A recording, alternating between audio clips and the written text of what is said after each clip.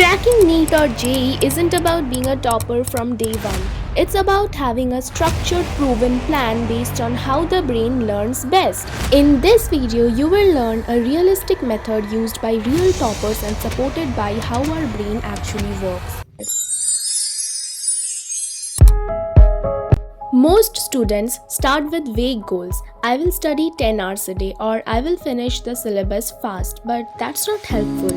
Research in cognitive psychology shows that specific goals improve performance by up to 90%. You need to divide your syllabus into weekly goals. Don't say I will finish physics. Instead, say I will complete Newton's laws and practice 40 MCQs by Sunday.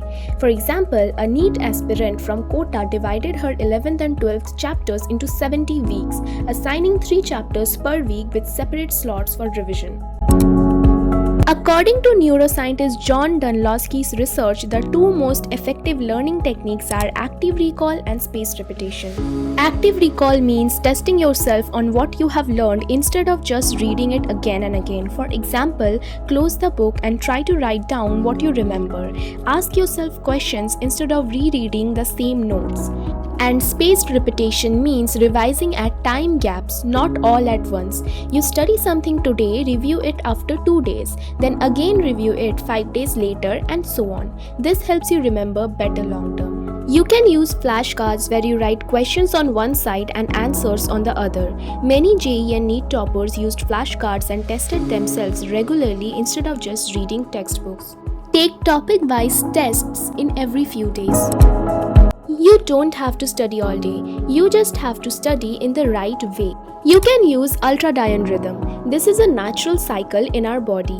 Our brain works best in 90-minute sessions followed by a short break because after 90 minutes our focus drops. So here's what you can do. Study for 90 minutes, take a 20-minute break and do 3 or 4 of these blocks a day. If 90 minutes feels too long, then you can use Pomodoro technique, in which you need to study for 25 minutes, then take a 5-minute break, and after 4 rounds, take a 20-minute break. Many fail not because they didn't study, but because they mistook finishing the syllabus for mastering the concepts. After finishing a topic, NEET aspirants must do MCQs based on NCERT and solve 10 years PYQs, and for JEE aspirants, solve conceptual and application-based problems. In both the cases, aim for 80% accuracy in your topic-wise questions before moving on. Peak performance under pressure comes from simulation. Sports psychologists call this performance conditioning. This means training your brain and body to perform well under pressure, just like athletes do. You do this by taking mock tests at the same time as the actual exam. Also, make an error log where you write down every mistake you make and what kind of mistake it was. Forgot formula, misunderstood question, guessed wrong, etc. You need to look at this book once a week to avoid repeating the same mistake twice.